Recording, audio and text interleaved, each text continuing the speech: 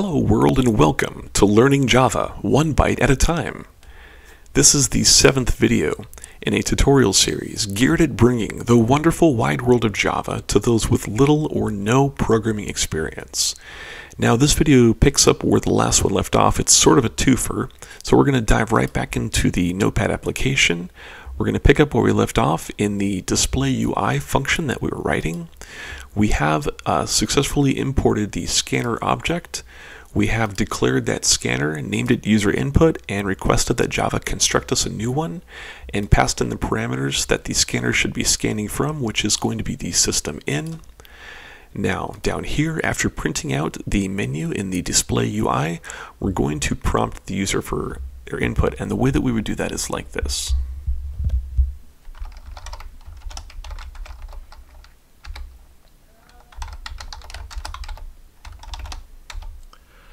So we're going to be referencing our object called user input, which is a construction of the scanner object. And that means that we have access to all of the functionality of the scanner object, including a function called nextInt. Now the function nextInt is literally going to capture the next integer keyed in from the user. But since we're going to be capturing it, we need to put it somewhere. The way that we're going to do that is by declaring our own integer variable locally, and we do that by calling the int. We're going to name it I, and we're going to set it equal to whatever it is that next integer is. And as I mentioned before, this seems a little counterintuitive, but it's actually a very elegant way to write the code. It's just something that you're going to have to wrap your intuition around, and it's something that happens with time.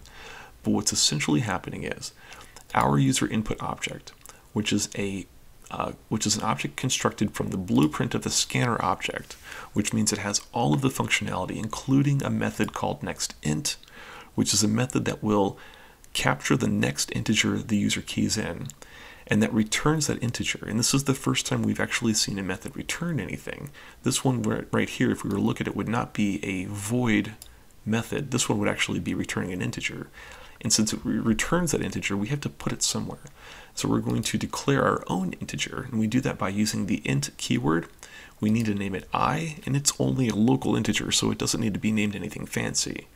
And whenever this next int is captured from the user, it's going to store it into our variable I. And so now we actually have a way of getting their input, 1, 2, or 3. We have a reference to that input under the variable I, which is an integer. Now we just need to do something with it, and what we're going to do is coming back up here to the main method. Rather than call greet with a particular greetings that we had before, we're going to go ahead and get rid of this, or we'll go ahead and just comment it out so we can leave it there. We're going to come back down here to the display UI, and after the user has entered some input, which hopefully is going to be an integer, we're going to go ahead and call our greet function from down here.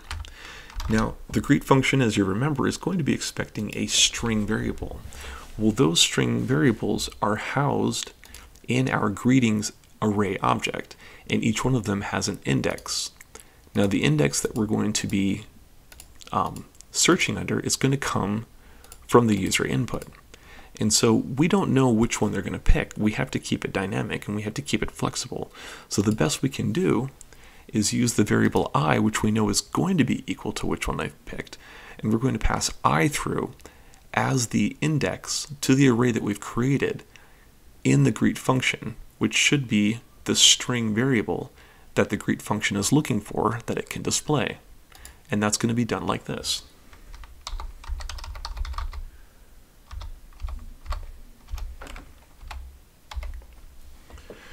And so you'll literally see we're calling the greet function, we're going to pass through the greetings array object, we're going to reference an index that we don't know what it is, but we know that it's going to be equal to whichever one they've picked. And that will in turn call the greet method, which will pass through some sort of string variable and print that greeting out to the screen. The last thing that we need to do is we actually need to, in the main method, tell it that we want to call the display UI method, because otherwise it's not ever going to actually be run. And so after assigning these three string variables to our greetings array object, we're going to say, okay, next display the user AI. There's no parameters that we're going to need there. So from the main method, it assigns these three string variables. Then it goes to the display UI method. The display UI method will print off the menu. It will wait for the user input, which should be an integer. After getting the input, it will call the greet method. Then the greet method will take that string that's in that location and print that string out to the screen. So if we've done everything correctly, we should be able to compile and run this program. Let's see how we did. We'll save it.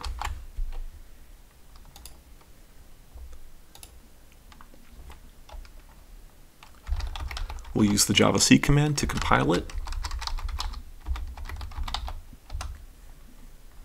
And as you can see, we have no compilation errors. Let's be sure that the class actually was built. And there's our class. So we'll clear the screen and we'll run it. Gorgeous, look at that. That's a beautiful menu interface, complete with that space up front that I was looking for and the space underneath that I was looking for. And it is waiting for our input, which hopefully will be an integer, 1, 2, or 3. So now in this case, if we wanted to, let's say, pick the French greeting, we're going to pick 3. Now, I happen to know that this is going to produce an error. For the sake of the challenge of trying to debug this on your own, I want to challenge you to pause the video here, look at the way that we have this menu laid out, come back over here to your code, and look through your code.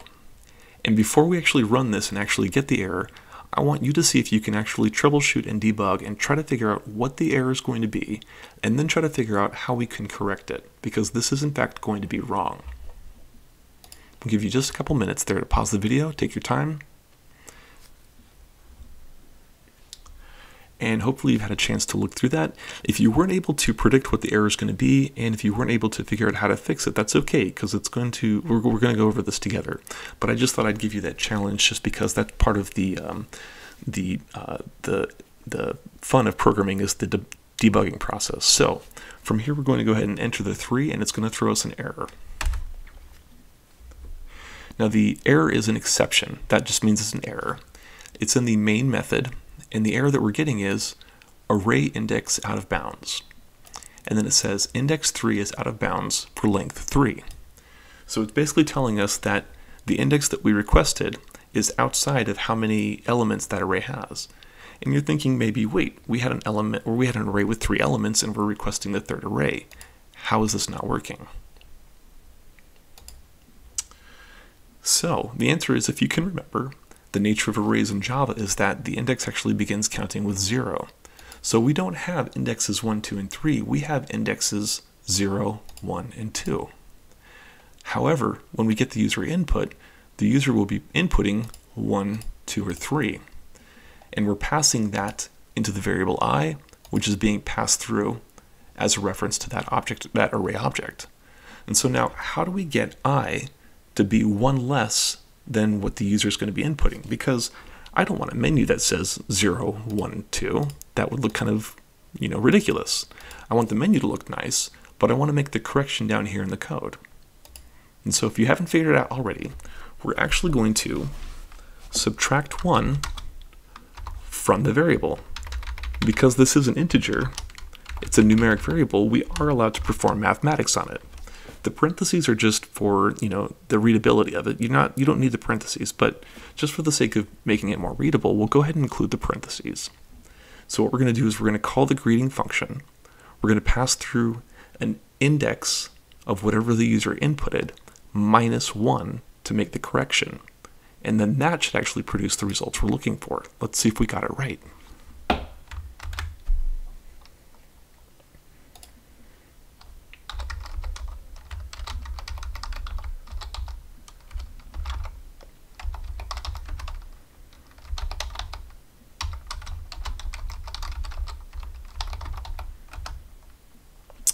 Alright, we've deleted the class and recompiled it, and we have no compilation errors.